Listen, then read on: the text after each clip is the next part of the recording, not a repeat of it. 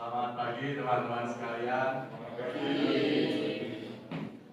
Jadi pertemuan kali ini kita kembali bertemu lagi pada debat metodologi penelitian kedua, namun dengan tema penelitian yang berbeda.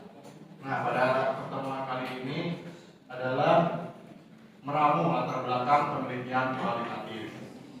Kita semua tahu latar belakang penelitian bukan sekedar pendahuluan yang formal, melainkan fondasi yang menentukan arah penelitian. Dari latar belakanglah pembaca pertama kali diyakinkan mengapa metode penelitian harus dilakukan. Namun mungkin masih banyak yang belum tahu ya, kayak gimana latar belakang yang baik. Apakah harus dimulai dari teori, dari data lapangan, atau narasi persuasif? Nah, di sini sudah kita hadirkan yaitu 3 mahasiswa, ada mahasiswa rasional, mahasiswa logis, dan mahasiswa argumentatif. Tanpa berlama-lama, mari kita dengar pernyataan awal dari mahasiswa terlebih dahulu.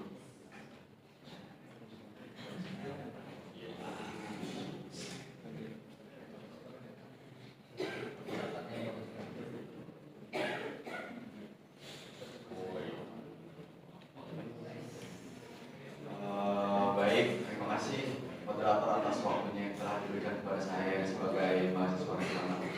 Jadi kalau menurut saya itu sesi utama dari sebuah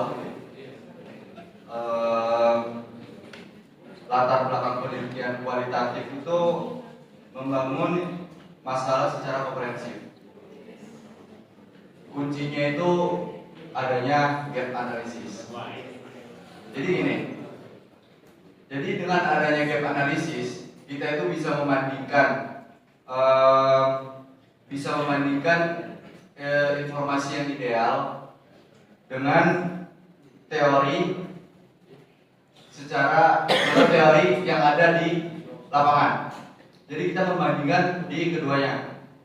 Dan setelah adanya pembandingan itu, kita tunjukkan bahwa penelitian sebelumnya itu belum menjawab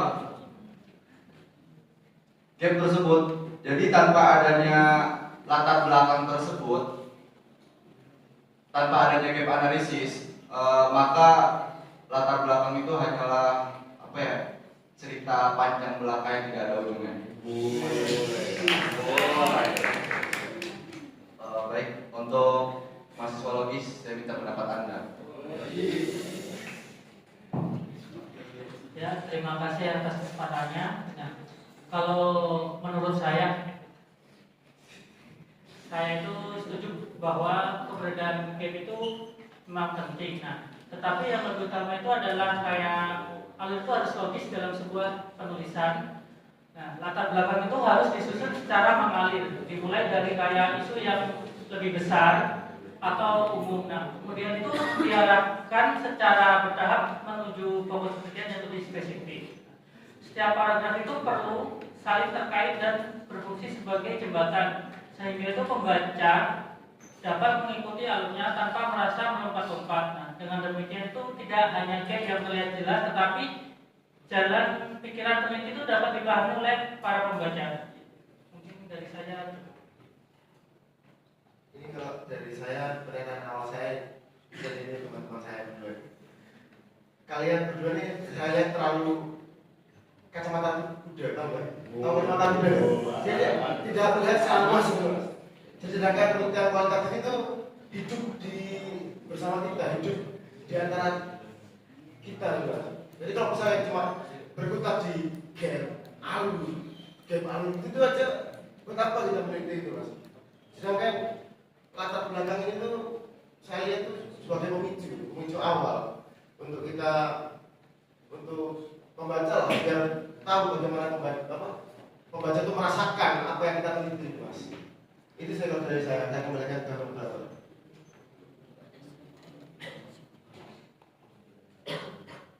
Baik, bagus sekali ya teman-teman dari pendapat mereka bertiga ini. Mahasiswa nasional ini lebih ke gap dan analisis, mahasiswa logis ke alur runtut, dan argumentatif ini lebih ke Baik, untuk berikutnya saya ingin menanya ini, bagaimana sih cara menggabungkan elemen gap, alur, dan narasi agar latar belakang itu tidak berat sebelah?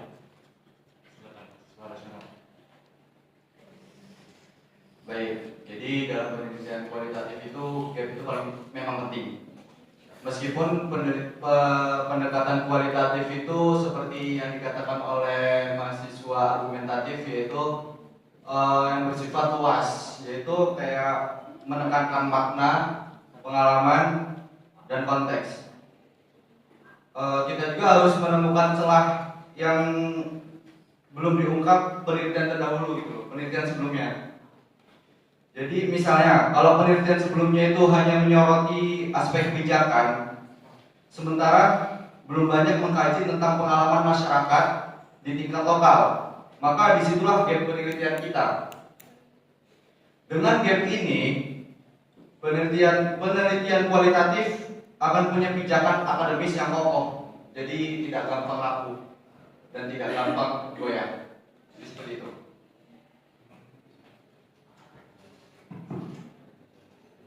Kalau menurut saya ya, dalam penelitian itu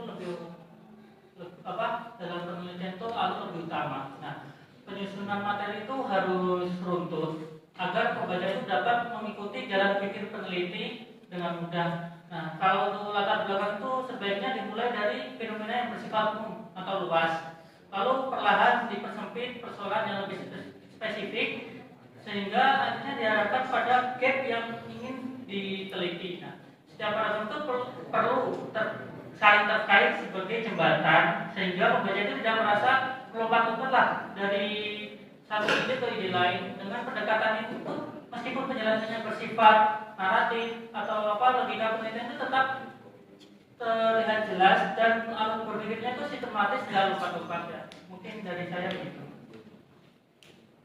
Baik. Kalau dari saya lebih menekannya ke itu narasi, karena kualitatif itu kuncinya di narasi yang kita bangun. Jadi kalau misalkan kita benar-benar memang kita harus untuk, tapi kalau misalnya narasinya gak kuat, itu bisa tidak mempengaruhi pembaca, pembaca yang tidak merasakan fenomena yang nyata yang kita teliti di lapangan. Bagaimana masyarakat pedesaan yang misalnya kalau kita teliti di desa itu merasanya ketertinggalan mereka, dan bagaimana kita menyampaikan penelitian itu terasa emosinya, terasa soulnya juga masyarakat loh, Mas. Jadi setelah semua yang kita bangun dari narasi kuat, baru kita masuk ke analisis dan gap, Mas. Kalau saya seperti itu.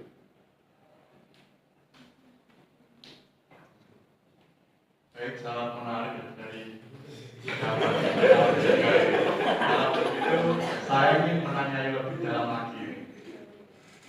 Saya ingin menanyai, kalau seorang mahasiswa menulis latar belakang penelitian, bagaimana dia sebaiknya memutuskan urutan penyajian?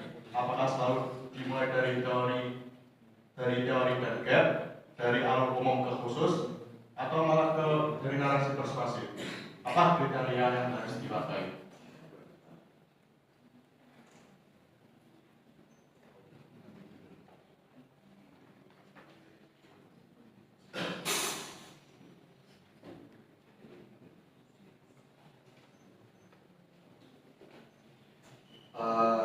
Jadi kriteria yang paling utama sebenarnya validasi akademis.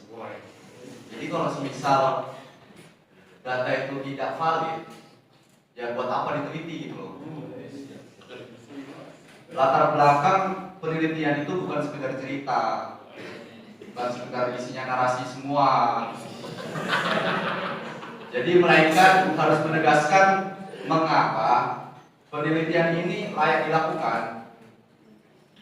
Oleh karena itu, gap menjadi titik awal yang ideal. Gap ini membuktikan bahwa ada sesuatu yang belum dijawab dari penelitian sebelumnya. Tanpa itu, penelitian itu akan terlihat seperti pengulangan. Jadi percuma dong kita neliti, cuman kayak diulang-ulang, gak ada ujungnya. Setelah gap itu sudah jelas, peneliti itu bisa menambahkan baru alur untuk menunjukkan struktur pemikiran. Setelah itu memperkaya dengan narasi, bukan isinya narasi doang, tapi memperkaya narasi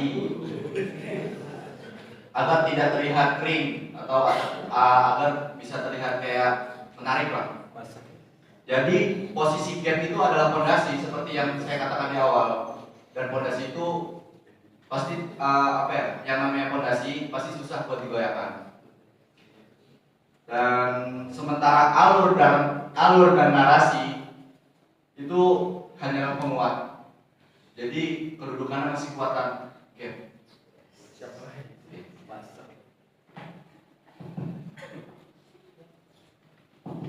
Baik, terima kasih. Nah, kalau menurut saya itu agak berbeda pandangan. Menurut saya itu kriteria utamanya itu adalah kejelasan struktur berpikir. Nah, dalam sebuah penelitian itu pembaca itu harus diajak berjalan dari suatu tempat yang umum ke arah yang lebih spesifik, ya kan? Nah, kalau peneliti itu langsung membuka dengan gap, pembaca itu mungkin bingung. Gap itu muncul dari mana? Nah, karena itu saya itu lebih setuju latar belakang itu dimulai dari gambaran umum. Nah, lalu dipersempit ke masalah khusus lah. Barulah gap ditampilkan di tengah sebagai jembatan. Nah, narasi itu bisa diselipkan di awal atau di tengah, asalkan tidak merusak alur dari logika. Nah, jadi bagi saya itu yang terpenting adalah kesinambungan ide, bukan letak gap atau narasi. Mungkin. Ini mas-mas nasional ini nggak dengar kata-kata yang terakhir dari dia. Coba bersihkan dulu kupingnya mas. Yang saya tekankan tadi narasi yang kuat, baru diikuti gap dan analisis mas. Jadi mohon bersihkan dulu mas ya. Belum mandi,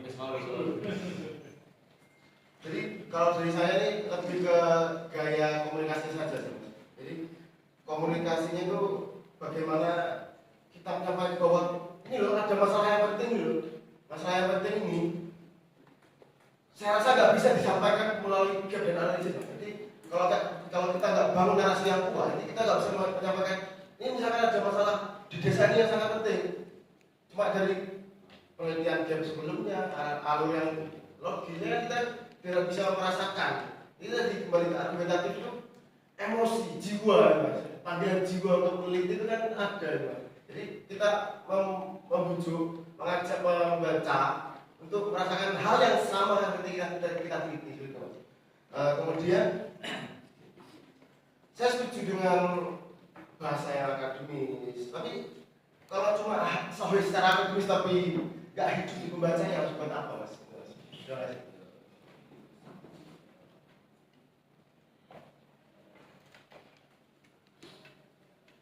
Baik, coba saya ingin menerapkan. Misal nih mas, ada penelitian konflik lahan di desa X. Bagaimana nih masing-masing berdebat untuk menyusun latar belakangnya? Baik, sebelum jawab saya ingin menyikapi pernyataan dari Mas Adam tadi kayak gap sebelumnya. Kan tadi saya sudah bilang bahwa gap kita itu meneliti bukan gap yang sudah ada sebelumnya, ngerti nggak? Jadi kayak kita meneliti gap yang sebelumnya tidak ada, terus kita teliti gitu loh, bukan dari gap sebelumnya. Tapi kalau cuma gap aja mas, menyampaikannya ke apa ini masalahnya penting loh gimana? Iya makanya itu ada gap, ada perbandingan antara masalah sebelumnya dan masalah yang terjadi sekarang, makanya ada gap. Nah setelah ada gap itu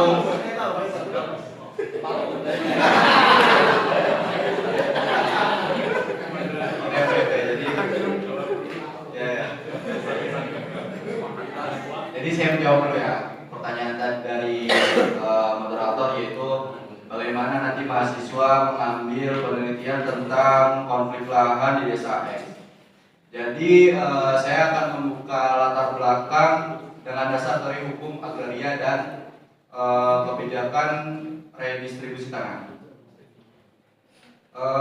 termasuk peraturan yang seharusnya memerdekakan para petani.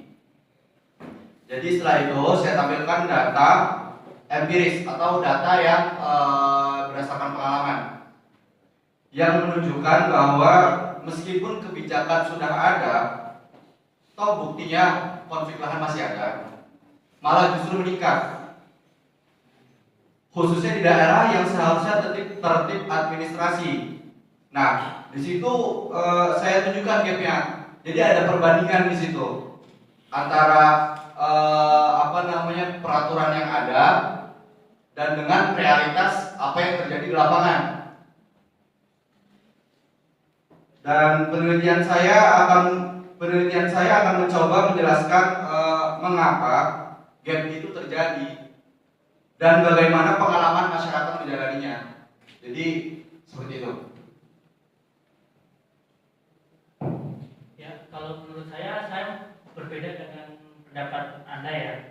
Nah, kalau saya itu latar belakang itu harus disusun lah dengan alur yang lurus. Kayak saya itu mulai dari gambaran makro, kayak konflik agraria sebagai fenomena nasional yang sudah berlangsung lah beberapa tahun kan di Indonesia ini. Nah, terus lalu saya itu persempit ke konteks provinsi bahkan ke kabupaten. Nah, hingga akhirnya itu mengerucut pada suatu kasus di desa tersebut. Nah, dengan pola umum sampai khusus ini seperti pembaca itu bisa melihat bahwa desa X itu berdiri sendiri. Bukan berdiri sendiri, tetapi bagian dari persoalan struktural yang lebih luas. Gap dan narasi itu bisa kayak masuk di tengah perjalanan alur sebagai penguat. Mungkin dari saya. Kembali lagi saya tegaskan sama semuanya, narasi dibangun untuk apa tadi? Untuk menggugah, untuk menarik perhatian pembaca. Jadi saya akan awali latar belakang dengan menyuarakan suara-suara petani. Contohnya, tanah kamu dirampas bapak-bapak, suara kamu tidak didengar, hasil panen kami busuk semua. Jadi kalau kita awali dengan itu di latar belakang, pasti ada apa nih? Ada apa tanah dirampas? Kenapa suaranya dengar? Kenapa hasil taninya busuk atau tidak berhasil gagal dalam panen? Jadi kita itu bisa lebih merasakan realitas yang ada di desa X tadi. Kembali ke pertanyaannya tadi kan, bagaimana kalau ada konflik di desa X? Nah, kita bisa merasakan, konfliknya itu seperti ini loh. Konflik itu yang terjadi, mereka merasa tidak tanah mereka dirampas oleh pemerintah, hasil panennya nggak disupport, gitu kan? Jadi kan kuat, narasi yang kuat untuk memulai latar belakang daripada di alur bosan mas, boring. Jadi saya tetap setuju sebenarnya, tapi narasi kuat baru diikuti dari analisis. Itu fondasi yang saya bangun untuk penelitian saya seperti itu mas.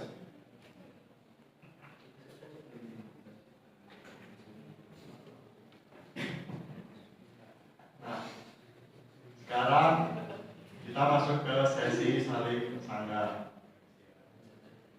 Silakan masing-masing berdebat untuk menanggapi dan menentang argumen lawannya. Ingat, tapi dengan cara akademis. Tapi jangan takut mempertajam posisi. Silakan mulai dari mahasiswa nasional. Jadi tadi sebenarnya saya ini mempermasalahkan tentang narasi tadi kayak tanah masyarakat dirampas. Terus apalagi dirampas? Suara tidak didengar. Suara tidak didengar. Nah, daripada yang tadi cuma apa? Konflik agraria. Berapa itu? ya, saya setuju dengan Mas argumentatif ini. Cuman kalau informasi hal seperti itu bisa menimbulkan rasa keresahan terhadap masyarakat. Jadi rasanya itu kayak ada masyarakat yang tertarik membaca itu, dan ada masyarakat yang mencerna bahwa dengan narasi itu dia ini merasa kayak tanah dia itu benar-benar dirampas gitu. Jadi kalau menurut saya, kenapa saya menekankan gap? Jadi dengan adanya gap, kita tuh bisa membandingkan permasalahan sebelumnya gitu Mas. Jadi saya cantumkan kenapa alasannya seperti apa. Baru di situ masyarakat langsung mencerna, oh jadi ternyata dengan adanya perampasan adanya perampasan karena adanya redistribusi sana apa-apa dengan adanya ganti rugi nantinya. Dan seperti itu, tidak menegaskan kayak tidak setengah-setengah lah istilahnya, menjelasinnya lah narasi kok setengah-setengah. Udah, lanjut. Saya memang kalau dilihat orang-orang rasional ini apa ya? Misalkan kalian tuh numpuk, kalian dari penelitian semuanya itu kalian numpuk penelitian itu gimana? Tapi dibandingkan dengan kondisi saat ini, Mas. Jadi kalian ambil saya tumpuk apa 50 lembar soal apa penelitian itu, terus dicari. Ini saya langsung ke realitasnya aja, Mas.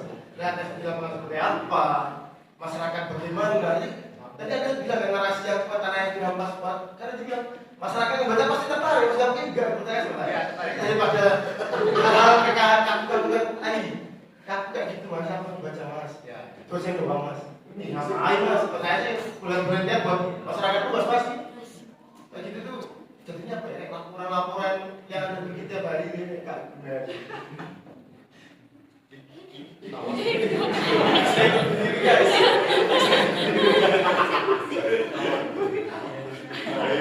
Panas di bagian awal.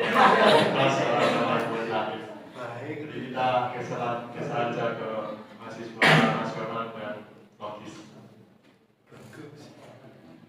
Logis dan nasional.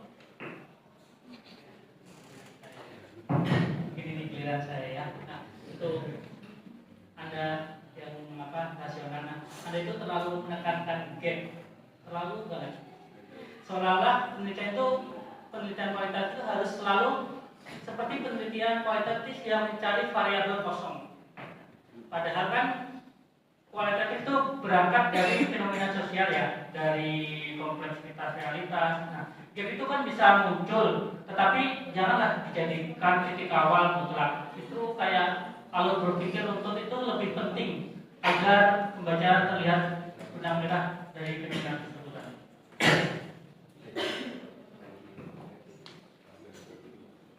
Sepertinya saya terpojokan ya guys. Saudara logis. Jadi ini alur logis yang Anda katakan tadi itu, yang Anda bangun itu tidak punya fondasi bila tidak mengedepankan gap. Jadi kita itu harus ada perbandingan, Mas. Ya, makanya kan untuk dari umum ke menjurus lah. Ya, setidaknya ada gap ya kan?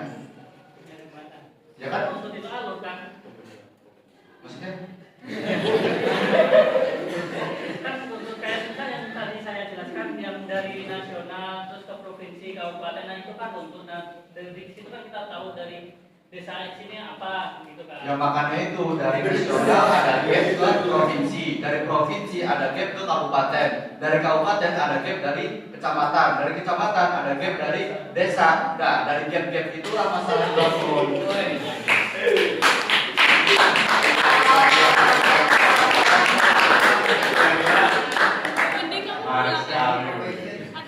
Fondasi sama alur itu sama-sama penting.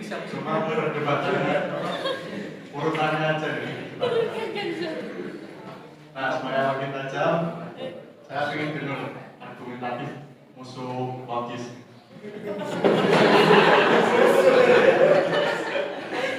Moderator ini pernah nggak boleh? Baik, tadi saya tertarik sama bahasa Mas Logis tadi dari umum ke khusus mas. Terus saya rasa kok nggak semua itu harus linear gitu mas. Kadang yang abstrak itu seru loh, kadang karena abstrak itu punya seninya sendiri loh mas. Jadi kalau daripada kita ngurutin dari misalnya tadi nasional, provinsi sampai ke desa mas. Saya lebih setuju kalau kita itu mulainya dari yang menyentuh hati, yang menghentak jiwa, gitu mas. Kan lebih seru aja gitu kalau saya rasa mas, daripada cuma yang lurus doang ini ya. Ini saya rasa kurang sih mas. Kemudian apa ya? Kalau cuma urut-urutan gitu kayak saya rasa nggak ada ketertarikan saya untuk membaca penelitian sampai mas. Mungkin betul sekali lah. narasi itu menarik ya bagi panjenengan. Tapi kan gini, alur itu harus tertata, harus bisa dari atas sampai bawah. Kayak ibarat kepemimpinan disesuaikan kan dari ketua sampai ke ini kan nggak mungkin apa loncat-loncat gitu kan. Nah, jadi narasi itu kayak menurut saya ya hanya jadi cerita lepas lah. Alur itu seperti pagar yang apa? Sementara narasi itu hanya bunga penghias. Kayak gimana ya? Pagar itu kan menjadi agar penelitian itu tidak liar kemana-mana. Kalau pagar tidak ada kan kayak misal bunga itu bisa tumbuh sembarangan dan menghamburkan maksud dari penelitian.